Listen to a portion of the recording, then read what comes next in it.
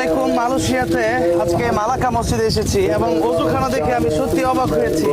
এত সুন্দর ওযুখানা। আমার ওযু আছে, তারপর ওযু করবো আজকে। অনেক গরম। বিসমিল্লাহির রহমানির রহিম। আমার কাছে খুবই ভালো লাগছে আমার ওযুখানা ওযু করতে। নিচে পাথর সাদা সাদা এবং অনেক দামি পাথর দেওয়া আছে। পৃথিবীর অনেক দেশে আমি গিয়েছি, আমরা কিন্তু এই সিস্টেমের ওযুখানা এই প্রথম। সৌদি আরবে পাই নাই, সৌদিতেও পাই নাই, দুবাইতেও পাই নাই, উন্নত রাষ্ট্রে কাতারেও পাই নাই। এই সিস্টেমের ওযুখানা এই প্রথম পাইলাম। আলহামদুলিল্লাহ। এই যে আমাদের মালাই ভাইরাই যে ওযু করতেছে, এরা মাশাআল্লাহ খুবই ভালো লাগতেছে। এবং এই মসজিদটা হচ্ছে সাগরের উপরে না? এই মসজিদটা মালাক্কা শহরের একদম শেষ প্রান্তে সাগরের উপরে আমার কাছে তবে আমার মনে হয় যে পানিটা একটু অপচয় হয়, মানে বেশি পড়ে যায় পানি। তারপরে আলহামদুলিল্লাহ ভালো লাগতেছে এই গরমের ভিতরে এবং খুবই সুন্দর পরিবেশ।